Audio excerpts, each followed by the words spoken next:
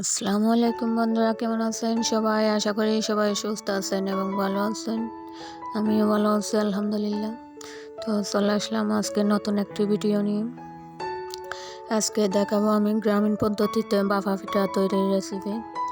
এই যে এখানে চাল ভিজিয়ে নিলাম আমি প্রায় 2 কেজি। চালগুলো আমি ভালোভাবে ধুয়ে ভিজিয়ে শুকিয়ে নিয়েছিলাম, এখন পিষে নিব।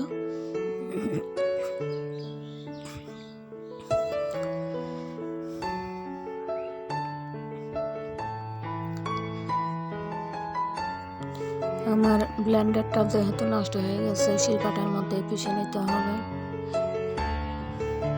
যদিও পিষার উপায় নেই, তবে কষ্ট করে পিষে নিব আর কি।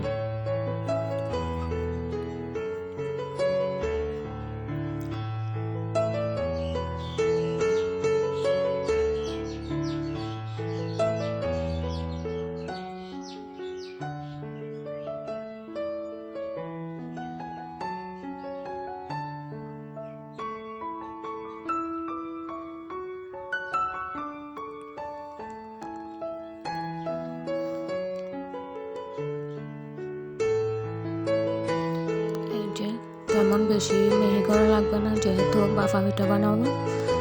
একটু কম মিহি হলেও বাকিটা বাফে সিদ্ধ হয়ে যাবে।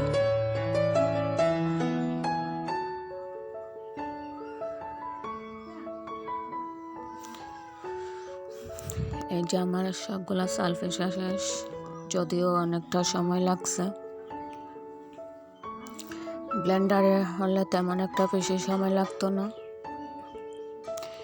এখন সবগুলা গুঁড়া আমি বড় একটা বলের মধ্যে নিয়ে নিব, আর এখানে দিয়ে দিব সামান্য লবণ পরিমাণ মতো।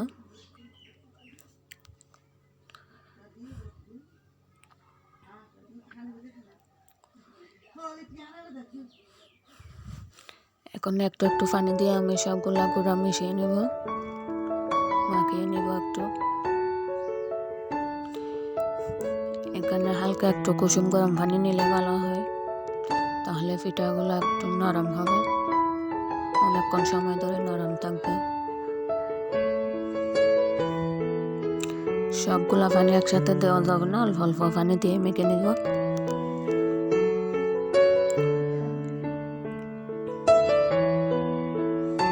এই যে মেখে নেওয়া শেষ। এখন আমি এই যে একটা চালনি দিয়ে চেলে নিব।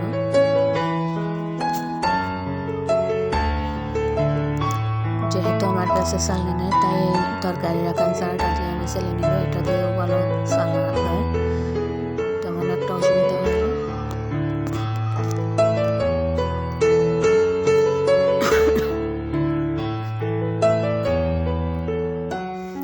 এই যে দেখুন কত সুন্দর চালা হয়ে গেছে।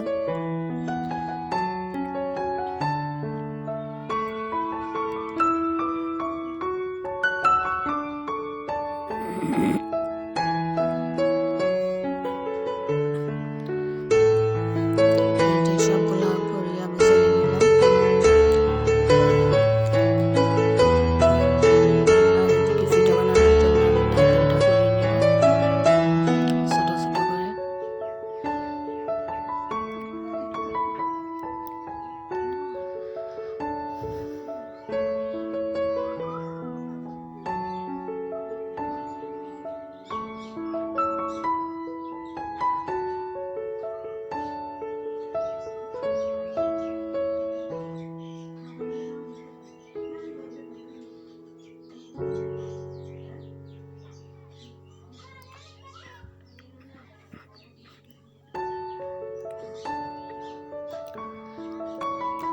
এই যে নারকেলগুলো কুড়ানো শেষ।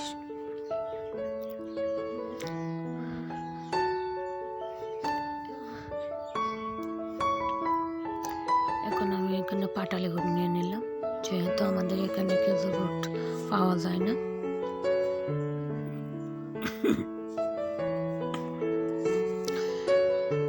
গুড়টা আমি বটকি দিয়ে কেটে ছোট ছোট করে নেব।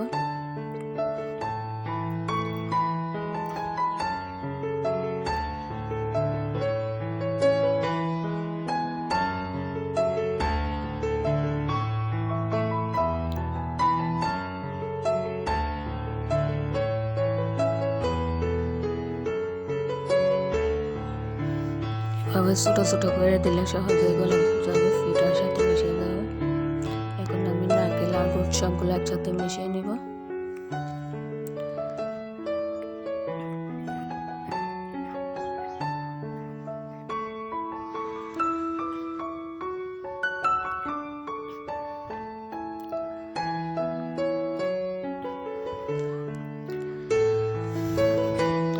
চুলার মধ্যে দিয়ে নারকেল আর গুড় সবগুলো একসাথে কিছুক্ষণ ভেজে নিব, যাতে গুড়টা গলে মিশিয়ে যায় নারকেলের সাথে।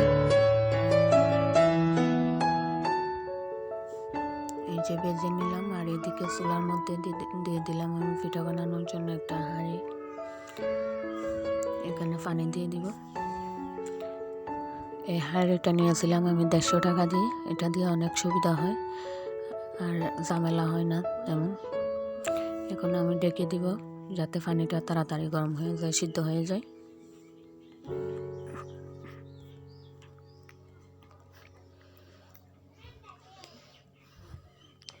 আর এই যে এদিকে আমি পিঠা বানানোর জন্য সব উপকরণ রেডি করে নিলাম। এই যে ছোটো ছোটো বাটি, এগুলো দিয়ে আমি পিঠা তৈরি করব। আর এইদিকে কয়েকটা কাপড় নিয়ে নিলাম, পাতলা টুকরা কাপড়।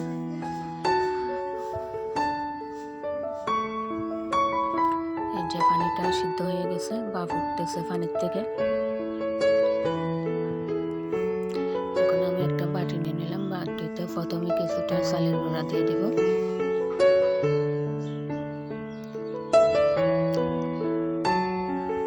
আর মাঝখানে দিয়ে দিব ভেজে রাখা গুড় আর নারকেল।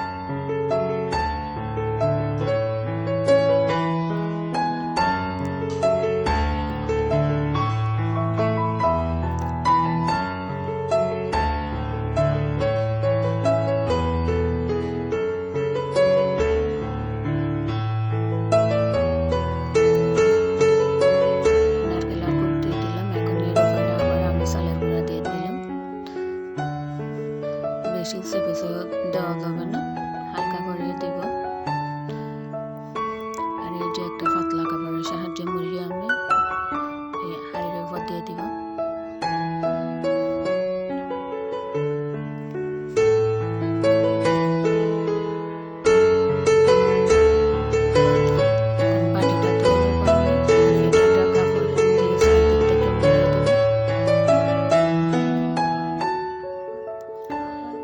উপর দিকে একটা ঢাকনা দিয়ে 5 মিনিট অপেক্ষা করব। 5 মিনিটও লাগবে না, এর আগে হয়ে যাবে। তেমন একটা বেশি সময় লাগে না পিঠাগুলো বানাতে। এখন আমি সেমভাবে বাটিগুলো আবার রেডি করে নিব, নারকেল গুড় আর চালের গুঁড়া দিয়ে, যাতে পিঠাটা নামানোর সাথে সাথে আবারও আরেকটা দিয়ে দিতে পারি।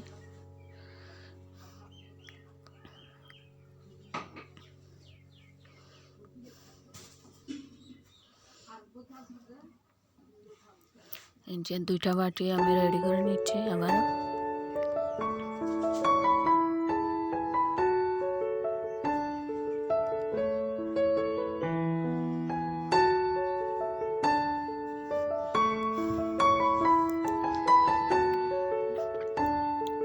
এখন হচ্ছে রাতের বেলা, রাত প্রায় 11টা। আর এই শীতের রাতে বাইরে বসে বসে আমি মাটির চুলায় পিঠা বানাচ্ছি।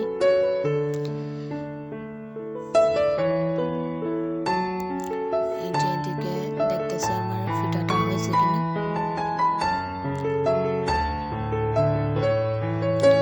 যে দেখেন একদম পারফেক্ট হয়ে গেছে। বলেছিলাম প্রথম পিঠাটা তেমন একটা ভালো হয় না, এটা দেখতেছি হয়েছে, খুব সুন্দর হয়েছে। এখন আমি আরো একটা পিঠা দিয়ে দিব।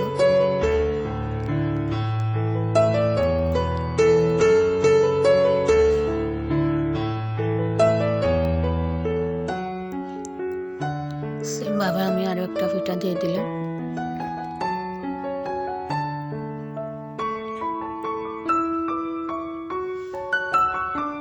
উপর থেকে ঢেকে দিলাম। আমার দ্বিতীয় পিঠাটাও হয়ে গেছে। সেমভাবে আমি সবগুলো পিঠা বানিয়ে নেব।